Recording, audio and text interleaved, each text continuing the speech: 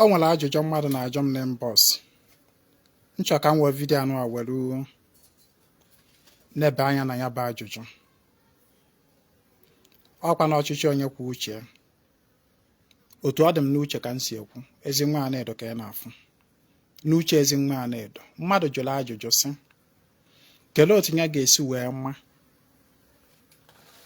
ndị ichie be nne ya ma ọ bụ ikwu nne ya, ya nwere ike ịdị na-akpọ ma ya na-agọ mmụọ ma ya na-agọ ọfọ ma ọ ya na-emerụ ndị ichie ife. Now the reason m chọpụtara onye a ji ajụ ajụjụ a bụ na ọ bụ onye ọbụla nwụrụ anwụ bụ ndị ichie bụ onye ichie. Ọ mmadụ bichara na ndụ nwụọ ọ bụrụ na ọwụ ndị ichie. Wee na-ekwesị na o nwere ụfọdụ ndị nwụrụnụ bichara ajọ ndụ tupu ha nwụọ. O nwere ndị obi kpọrọ akpọ, obi jọrọ njọ, bili ndụ wickedness, bicha wee nwụọ. Ndị na-anapụ mmadụ ifie n'ike, ndị mechalụ mpụ na alụ ana dị iche iche, fa mechaa wee nwụọ na be nna ya. So onye na-agụ ọfọ ya na-akpọ ha. Ya bụ ajụjụ a na-ajụ. Ya na-agụ ọfọ ya na-akpọ this caliber of human beings na ịgụ ọfọ ya na-agụ. Ajụjụ a ka m nụchara m wee sị ka m welu ife onyonyo a welu tinye ọnụ na ya ka m nyekpa my own understanding maka na ebe ejedwere ka ọ madowere. Number 1, matagodu that na ihe gbasara ife mmụọ is not about morality. It's not about morality. Na onye anụwa bi morally upright life na ọ bụ saint. And malụkwa na the concept of ndị ichie na ọdịnala Igbo dịkwa iche from the concept of saints n'ụka nwa onye ọcha. N'ụka nwa onye ọcha, ha na-judge by morals of the church. Maka na church, morality is about human definition. All human being na-define morality. Ị na-aghọta ihe m na-ekwu?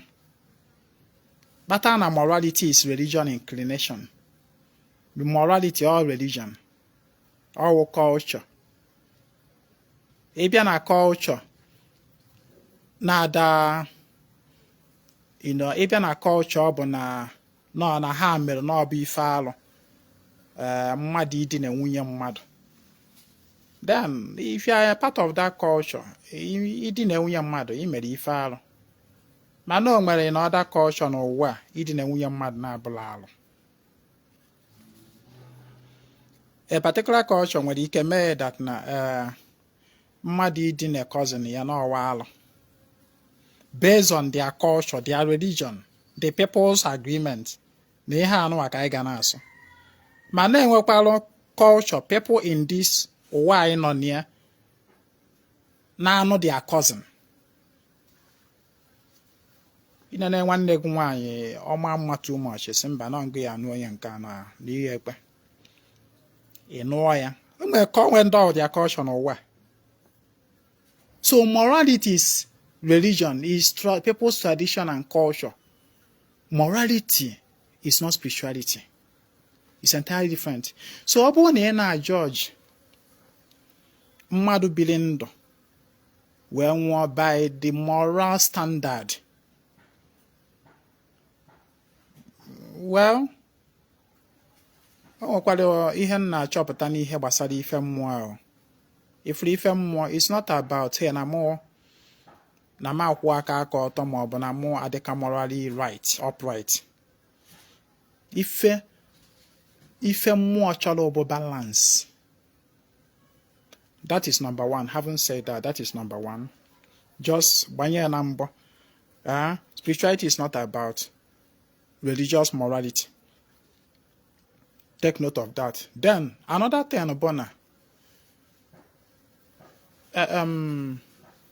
ọ bụrụ na ị bịa maka this person nọ na-ajụ na kedu ka anya ga-esi wee ma among ndị ichie na be nne ya keduzi ka anya ga-esi wee mma onye biri ndụ tosili etosi ịkpọ na onye abụ onye Ichie na onye abago na ndị Ichie na onye anụnwa na ịkpọ ya warị ya ọjị na ọjị ịwarị ya ga-abụrụ gị ife ọma maka na ọ bụ mma onye ji ka o ji anaka ife onye nwere ka ife onye ji ka o ji anaka mmụọ ọbụla ịkpọrọ kịta anụnwa ka ọ bịa taa ọjị merụ gị ife ị na-aghọta mmụọ ahụ taa ọjị ahụ ọ bụ ife mmụọ ahụ dị capable of ka ọ ga-emere gị. For example na ị na-awa ọjị wee na-akpọ mmụọ Akaogheri ọkwa ịma na o nwere ndị nwụrụ n'ụwa Akaogheri o nwere ndị nwụrụ n'ụba Akaogheri o nwere ụfọdụ ndị ọ bụ na ha enu elu ofe aka na elu ofe aka ha bụla Akaogheri na-akwụgharị such people ịkpọ ha ka ha bịa taa ọjị ha ga-anarụ gị ọjị ahụ taa gbawa gị ụlụ instead of imerụ gị ihe ọma ha agbawa gị ụlụ.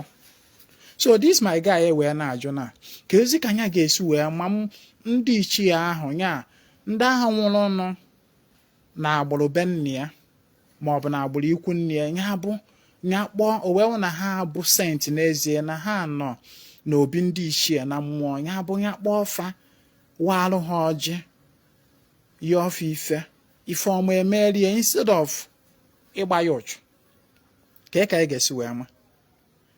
The fact is that ife a bụrụ ife a na-ajụ mmadụ ọ bụrụ ife a na-eje n'afa je na dibịa gbara m afa gbara m afa na afa ndị a niile fa ndị nwụrụ anwụ na be nna nka mmadụ which of them bụ onye senti mma na anaghị agba dịka afa ahụ agba dibịa na-agba dịka afa ahụ afọ iberibe onwe ka esi ama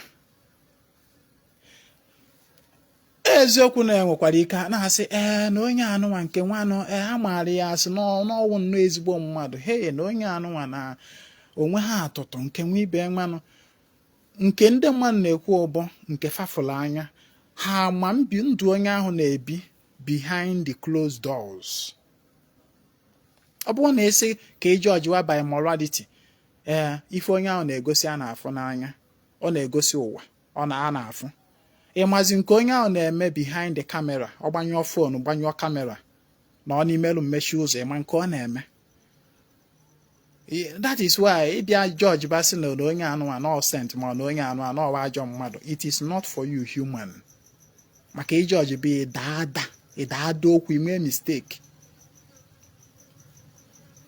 hapụrụ aja ana hapụrụ ndị Ichie hapụrụ mmụọ nke ahụ ka aja ọjịa n'Igbo zara afa si na mmụọ ọma then ka esi wee mazi onye Ichie ga na-akpọzi ihe dofo gị ahụ because ikpọ onye Ichie nke bụ eziokwu o because ajụjụ onye anụnwa na-ajụ m I reason it o nke bụ eziokwu bụ na ọ bụrụ ndị Ichie niile nọ n'agbụrụ gị let me not say gị nọ mmụọ ọ bụrụ ndị Ichie niile nọ n'agbụrụ m ka m na-akpọ ka ha bịa taa ọjị ọ bụla ha niile kama na ihe m na-eme bụ Ezinwa agba gị otu o si eme nke ya ịrụzi ichebe echiche anọkwa m agba ka imewe otu m si eme o ịma na ana m agwa na nkụzi m bụ to stimulate your mind to think. Ana m try stimulate your mind so that you think because thinking is the starting point of spiritual freedom. Ọ bụrụ na ị na-eme ya nọtala n'ime ozugbo ị nọtala n'ime otu isi wee nọta otu onye ahụ si wee kwu you are not thinking your salvation is very far. So the purpose of my teaching is for you to think, to stimulate your mind. Ọ bụrụ na mmụọ o nwere ihe Igbo kwuru sị na onwe ha nwata ya apụta kịta anụ asị gị na nne ya na nni ofe nne esila atọ ha ụtọ onwe nwata ya apụta kịta asị gị na nna ya bụ ajọ mmadụ. ị nwere idea mara amarụ that na nke nwa bụ onye na-ajụ m ka ihe esi wee ma onye bụ onye Ichie ya na-akpọ ka ọ bịa taa ọjị ka ịchụnyere ya aja ka ife ọma merụ gị. Chetakwa on a very good day onye kwesịrị ide eme ndị Ichie bụ nna gị maka na nna gị bụ the living onye Ichie ịma. Ọ bụrụ na abịa kịta anụnwa in a gathering of ndị okenye, o wee wụọ na asị gị bute ọjị na gị butelu ndị okenye a n'ebe ọjị, and in that gathering nna gị nọkwa there. O wee wụ na asịrị gị nwa asịrị Ezinwa Anaedo ngwa butela anyị ọjị, butela anyị ọjị in the gathering of ndị okenye including your father.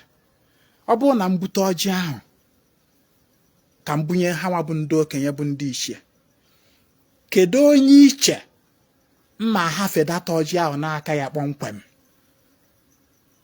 Kedu onye Iche nya mbute data ọjị ahụ now? Who do I hand over the ọjị? Of course, the whole people in the gathering cannot stretch out hand and I place the ọjị in their hand all together. One person will have to receive that ọjị from me. And who is that person? Kele onye mmebinye that ọjị? Onye mmebinye that ọjị bụ my father. Mbunyezie my father eburuzie megini wee bunyezie ha nwa bụ ndị okenye ndị Ichie. Fanwa mazi otu fasizie eke. Ọ bụrụ my responsibility ijezi keweru ndị Ichie ọjị, mewelu fụ ọjị ebe my father nọ there. Uche ka nna ebunye gị. Therefore, ọ bụrụ na nna emedo ndị Ichie kịta, wee bụrụ na my father anọghọzi na mmadụ na ọnwụgo, ọ bụrụla ana na mkpọ my father asị m ya nna m bụ onye dị otu akpọ m afịa, asị m ya n'ọkwa nke na ndị Ichie ibe gị ka nna emere ife a, ka nna awala ọjị a, ka nna egbulu anụ a, ka nna amalụ nzu a, ka nna atọrọ nkwụ a, whatever ife ị na-emeziri fa. Once ị kpọrọ your father afa, your father's name suffices. As far as all na that your father anọghọzi na mmadụ n'ọnwụgo. Now, ọ bụrụ na my father can hear, na my father can hear now. My father can hear. Now, ife m emezi ebo, kedu onye mụ that my father? Maka onye amụ my father anwụgo na ọ nọ na mmụọ. Ewatago. Let's assume that na in that gathering of ndị okenye ndị Ichie, wee na-asị Ezinwa Anaedo ngwa jee butela anyị ọjị. Wee na my father anọghọ in that gathering, mana my grandfather nọ there, nna m my father nọ there in that gathering. So nyawa wo onye do directly connected to me, not in the gathering. My father is not there, but my grandfather, nna m my father nọ there. Kedu onye Iche mmebunye dị ọjị? Of course, onye mmebunye dị ọjị bụ gịnị? That my grandfather. Mkpọ ya afịa, asị nya ngba n'ezie ya. Etuo m ya afa. Nyawa narụzie m dị ọjị, o mee gịnị? O buzie gakwuzie ndị Ichie, gakwuzie ndị okenye ahụ nọ na that gathering. That is the idea. So ọ bụrụ na nna awarụ ndị Ichie ọjị na ama ọ na-emerụ ndị Ichie ife, ndị Ichie ebe nna mụọ. Once m kpọrọ the first person that directly relates to me by blood, once m kpọrọ ya, and onye ahụ bụ onye nwụgoro m, once m kpọrọ ya, iwu ejighọzi m ịkpọ another person. Because actually, in this actual sense of it, nwata ka mbụ n'etiti ha nwa bụ ndị okenye ndị Ichie, nwata ka mbụ, and the nwata ịjụọ m nkịta anụ a, Ezinwa kedu onye Ichie ịma afịa? I'll first call my father. Yes, my father. Nna m kpọọ m afịa. Then ọ bụrụ na my father ka nọ ndụ na ọnwụbeghị, maka onye nwụọ wee gwazie ya na ọ join go ndị ancestor ndị Ichie, then akpọ my grandfather bụ onye mụ ya.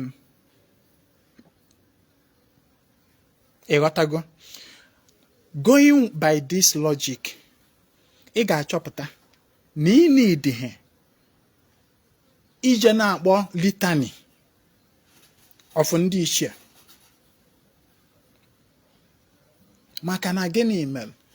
Na ndị na-akpọ maka ịkpọzie litany wee na-akpọ ma ụmụnne ha, ịkpọ nna gị, ịkpọ ụmụnne ndị nwụgoro, ịkpọ grandfather gị, ịkpọ ụmụnne ndị nwụgoro, ịkpọ great grandfather, ịkpọkwa ya na-akpọ dị aka na n'otu ọ na-adị like tree. Ị ga na-akpọgasị ya. Mana Ezinwa na-agba gị that now once I am able to call that directly one that is directly related to me, which is my father or my grandfather. Oh, once you hear for no, mkpọrọ my father, onweghịzi onye Ichie fọrọ nọ. Mkpọrọ my father, kpọọ ya afịa, asị m ya nọ gị na ndị Ichie ibe gị be nna m ka m na-akpọ. Then it will now be like that same physical setting of na ndị okenye ndị Ichie gather. E wee sị gị mgbabutela anyị ọjị, i wee buru dị ọjị wee bunye your father. That is now what it's like. Otu anụ aka ọ dị na mmụọ niile egburu ndị Ichie anụ, niile awarụ ndị Ichie ọjị, i wee kpọọ your father. Nna m bụ onye dị otu a bịa. Nọọ ngo ka ngo na ndị Ichie ibe gị. Yes, ị ga generalize ya nọọ gị na ndị Ichie ibe gị. Ka na-emere ife a. Nna gị narụzie gị ya, o buruzie, and ọ ya aka dị safe n'inyere ndị Ichie oke ahụ through your father, so that fa na-afụ data oke ahụ, fa na-afụ your father. Your father enwe ike coversia your shortcomings. Ibunyezie your father data ọjị ahụ, o nwere ike ọ bụrụ na ọjị ahụ na onwegasị sọmụ ife dụgasị na ya na-etosila etosi, ịga ndị Ichie efu, your father eji nwa wepụsị afa, wepụsịa those things, wepụsị afa, weruzie the clean one, tosili ndị Ichie, oburuzie bunyefa, because na nya nwa bụkwazi onye Ichie, and your father will always defend you. Onya okwu anyị Igbo kwuru sị na nwa maalụ ndị Ichie, nwa maalụ nna ya maalụ ndị Ichie, nwa maalụ nna ya ma ndị Ichie. Your father is your onye Ichie. Once you kpọrọ afa your father, you need to ịkpọ another person, unless na your father aka nọ ndụ, then ịkpọzie afa your grandfather bụ onye nke nwụgoro. So ya bụrụ na ị na-atụ data ụjọ na ndị mechalụ alụlụ a na melụ mpụ, a na-akpọkwufa ka abịa tala ọjị. Of course, ị ga-achọpụta that na o nwere ife dị ọcha ga-esi n'ata n'unyi wee pụta. O nwere ifuru unyi chako were ya tụchaba ya, onwe ọka ịtụchagide unyi tụchapụta ya ife dị ọcha. That is it. So onye ọbụla bụ onye ọwa ajọ mmadụ nwụọrụ wee bụrụ ajọ mmụọ. So ajọ mmadụ ahụ nwụọrụ wee bụrụ ajọ mmụọ. Ị na-akpọ ya na-emere ya ife. You can never see something of light from it. Ịghọta? Eziokwu, somebody nwere ike ịdị na-ajụ, what if ọ bụrụ na my father bụkwazi ajọ mmadụ? Ọ bụrụ na your father bụ ajọ mmadụ, ọ nakwa n'okwu ahụ m kwuru sị na onwe anata nwata m ife ga-erie ofe nne ya siri si na ofe atọghị ụtọ. Onweghị nwata m ife ga-enecha nna ya si na nna ya amaghị eme ma na nna ya bụ ajọ mmadụ. Yes. Ịjụ Ezinwa Anaedo kịta anụ anyị agba gị the best father in the world, I will call my father. I will call my father. Yes, na m na-akpọ my father as the best father in the world does not mean that na my father enweghị shortcomings. I must not judge my father by religious morality. My father is my father. Ọ bụ na my father bụ ajọ mmadụ, what am I? What does that make me? It doesn't make sense. It doesn't make sense. So I'll call my father. My father is not ajọ mmadụ. My father bụ onye Ichie. Ịghọtago? Nna m ọka nọ ndụ. Mana nna m naba ikwu nne ya kịta. Ọnụ m ife mmiri n'ụba anyị na ikwu nne. Nna m nara na ikwu nne ya kịta anụnwa. Ewe m kpachacha ya, nyecha ya all the due final respect and everything. Ebido ngọ ebe nna m n'ọjị as ndị Ichie. Mgbe ahụ ka m ma because kịta self ọ na-abụ nna m ife ndị Ichie ihe onye na-akpọ ọ bụ my grandfather nya nna m my father and unfortunately amaghọ m ya nyanwa amakwughọ m that is ejekwudoghọ m ya and nyanwa ejekwudokwughọ m na mmadụ you know ọ ma m na mmụọ maka na mmụọ na-afụ ife niile but ihe na-ekwu okwu ya na mụnwa ama ọ gosi m onwe ya na nlọkịta anụnwa ma amụ ya unless m ojizi aka kọwalụ m na ọnyanwa mụ my father ewo mmarụ amaghọ m ya ịghọtago and ọnya mere na ndị Ichie chọọ izi m ozi na ndị Ichie chọọ ịmanifest na nlọ m na onye ha ji abịa bụ my father irie ka ha ji abịa ndị Ichie chọọ izi m ozi kịta anụnwa mebi na onwe ihe ha chọrọ ka m mee ya abalụ m maọbụ na o nwere ajọ ife fa chọrọ ka m zelu maọbụ ịmago fa chọọ ịdirect m asị mmafa on the right path onye fa ji iri ya abịa bụ my father. So why is it that na nna agọzi ndị Ichie kpọọ my father ese m your father bụ ajọ mmadụ isi adịkwa gị mma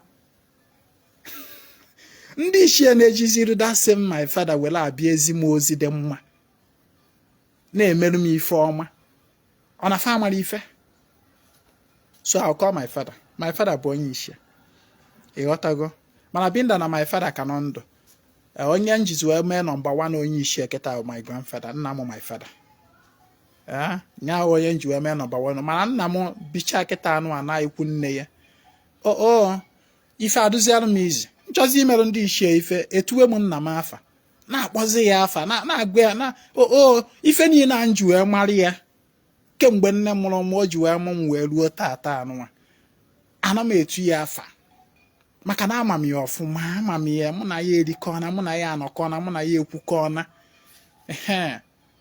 ịghọtago so nna agba ya ana m etu ya afa sị m ya kpọwa ya kpọrọ ndị Ichie ibie bịawa so nyanwa ga-amazi onyenwa bụ nna m ahụ ka ọ dụziri ịmazi onye tosiri ịbịa sonye na data aja. Hello? Yeah? Okay, ifugo. Okay, udodi.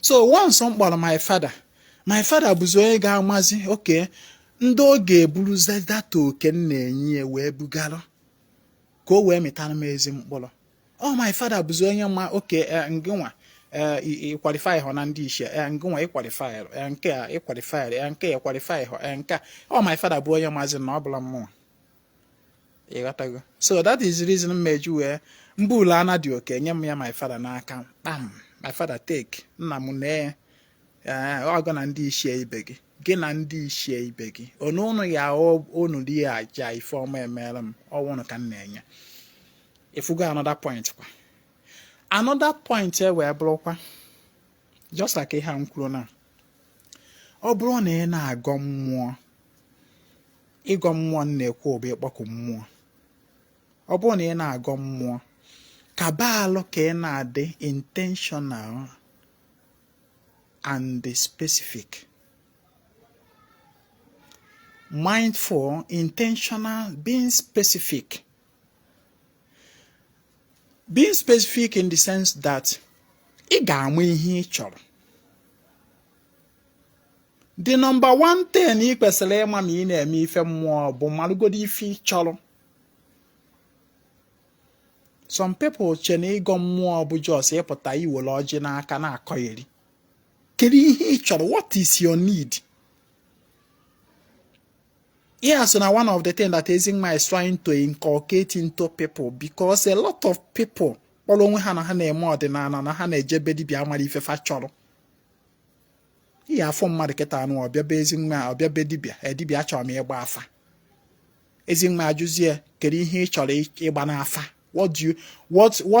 What prompts you to think that you need a kadibia balo afa? What is it you want to inquire about? Ijuzi onye ahụ kpọrọpụ anya na-ene gị.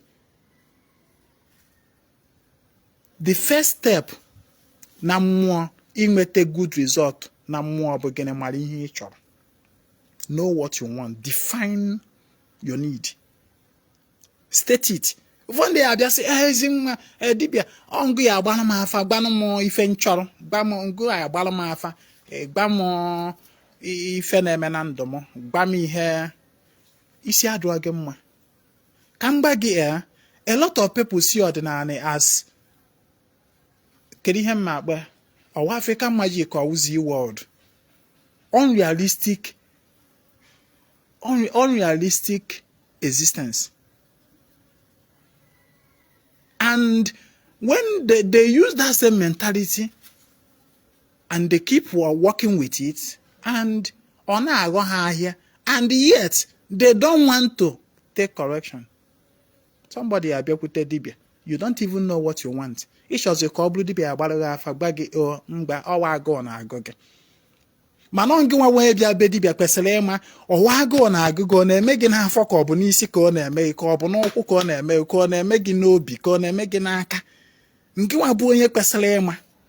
Ya wee bịa gba dibịa, esi dibịa dibịa n'ọkwa n'afọ ka ọ na-eme m.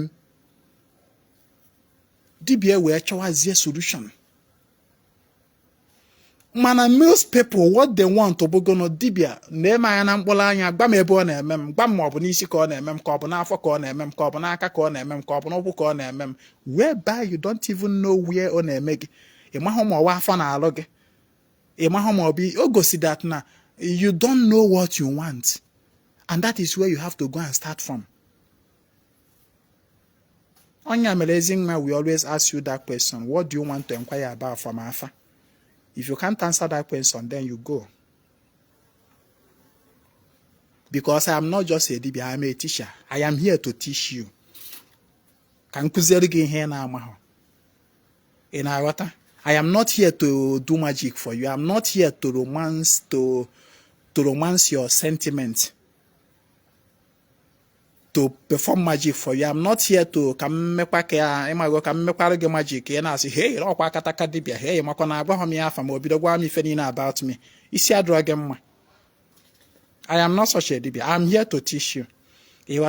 So, Ichie.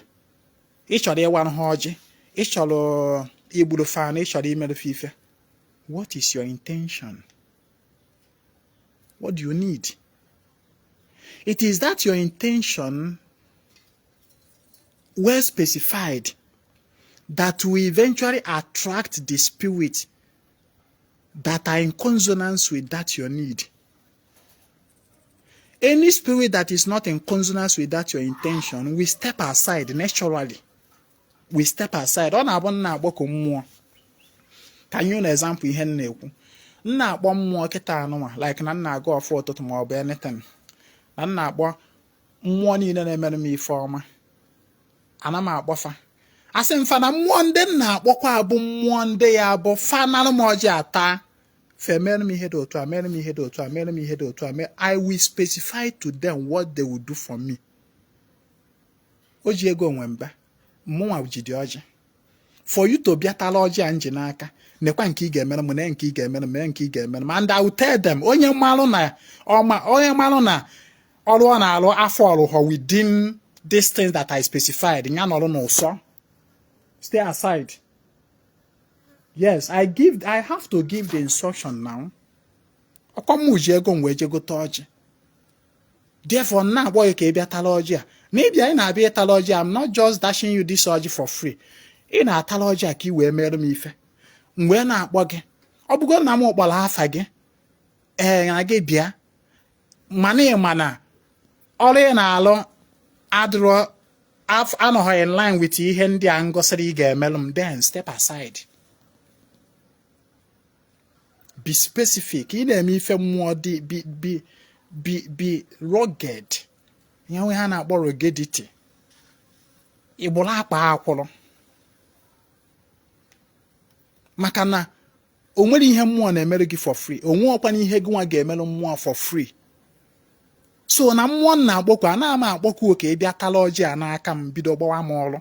anaghị m akpọ ka ị bịa tala ọjị ịtacha ọjị anụ a ka ije kwuchiere m ma ezikere m asidenti anaghị m akpọ ka ị bịa tala ọjị ọ ya bịa ịtacha ọjị anụ a ka ị butere m ndịndịa ịmarakwa nọ ịtacha ọjị mee m ọrịa step aside normally aka ebeta nje step aside. That is Ezinwa Anaedo. Nna m na-akpọ mmụọ ana m asịfa ịmalụ na ịta ọjị a nji n'aka ma ọ bụ manzu a na-asị gị bịa ma ọ bụ nwụrụ nkwụ a ma ọ bụ anụ a na-egburu gị ịmalụ na ya narụcha aja a instead ị ga-emere m ihe ndị a mkpọrọ afa ma ga-atụgharịa mee m ọrịa ma ọ bụ tụgharịa kere m accident ma ọ bụ tụgharịa gbawa m ọrụ ma ọ bụ tụgharịa mee m nke ọjọọ biko ọfọ na-ekpekwana gị step aside. That is what I tell them. Step aside. Achọghị m sọchị mmụọ ịghọtago. So ọ na-adị mma mmadụ ịdị specific n'ihe ọ na-eme mara ihe ị chọrọ ma ga ama ihe ị chọrọ n'ụwa a mmụọ achịrị gị anytime. It's just like people na-ejekwu dibịa ịgba afa ma ga ama ihe ị chọrọ wee gakwu dibịa fọ afa dibịa agba afa chịrị gị anytime nya ọ bụrụzie afa nya ife ọbụla ịfụziri mana ọ bụrụ na ị mara ihe ị chọrọ Ezinwa biko abịara m na-epu obe m na-enwe na-epu obe m na-enwe na-epu obe m na-eme ọ na-eme m n'isi ma ọ bụ Ezinwa ọ bụ ife gbasara relationship mbido relationship tata obere oge ọ ghasaa amụọ m ihe na-akpata ya ma ọ bụ Ezinwa biznes m nke nwanụ o ji wee bụrụ na ana m atụ afịa m na-adị enwe problem ụfọdụ ọya abata ụfọdụ enwe nke ụfọdụ nke anọ ma akpọsa na-adị. Be specific. Define what your problem is. It is when you are able to specify that this is my problem e wee chọba mmụọ ga-solve that problem ifu ahụ ebido postaba fe ebido gbaa that place okirikiri. But when you don't specify that this is my problem, then any spirit, it's just like mmadụ ịga net ihe ọbụla ịga chataziri ijide. Be specific. One discipline you need to inculcate as number one discipline you need to inculcate as onye na-eme ife mmụọ bụ gịnị mara ihe ị chọrọ. Once you are able to specify ihe ị chọrọ, then mmụọ ọbụla na-draw in line with ihe ahụ ị chọrọ, we step aside. Uche ga-adịkwana ihe na-ekwu ọkwa maka ndị na-ejekwu dibịa chọrọ ka dibịa mee magic. Dibịa na-eme ya na mkpụrụ anya gba m ife my problem, gba m the solution, gba m ọwa afọ na alụ m, gba m ọ bụ isi na-agbaka m na-agwa m, gba m ma ọwa ụkwụ na-egbu m, gba m ngwa bụ alụ ga-amara ife amara ebe ife na-eme gị ngwa bụ alụ gị ịmahụ ebe ife na-eme gị ịmahụ ma ọ n'isi ka ọ na-eme ka ọ n'afọ ịmahụ na ka dibịa gbazie ya afa. You are not telling yourself the truth, and the truth is that you can never get any solution from that afa, no matter how powerful that dibịa bịakwutere dị. Let me tell you, gaa ma aka efu. Ezinwa is not just here to do afa for you. I am here to teach you. I am not here to do magic for you. I am here to teach you, to show you the path to self-actualization, self-realization, because that is the starting point of spirituality. Begin by knowing yourself. Knowing yourself, begin by ịnọrụgo de chee echiche oke na ihe a na-eme m ụkwa n'isi isi na-awa m ihe isi na-awa m ihe ịghọtagodo the difference between ife na-eme gị n'isi and ife na-eme gị n'afọ. That is the beginning of ịmatagodo onwe gị. Mana iburu onwe gị bịakwute dibịa. You can't ịgbahọ dibịa nọ n'isi ka ọ na-eme ma ọ nọ n'afọ ka ọ na-eme m nọ isizie dibịa gbara m afa ka ịgba m ihe na-eme ma ọ n'isi ka ọ bụ o gosiri na isi adịrọ gị mma. Number one, you're not even qualified to go to be in that dibia's chamber. You are not qualified. Agba mo na obro na onye obuna bu smartphone n'aka tolulu chat dibia. That you have smartphone in your hand does not qualify you to chat a dibia for anything, whether for alpha or consultation or for spiritual work. That nibu smartphone and a 2.something million n'aka does not qualify you chat any dibia. That name dibia does not qualify you gonna be that dibia. And some people that walk into dibia symbols into the chamber today are not qualified. They are not qualified. They fail to rubo. Because before you qualify, you go with dibia for anything. You get go do some matter go do onwe gi. You can help them on. Let me stop here. So ela na nkwasala ka na eme every nkwa. Salaka ndem mmiri.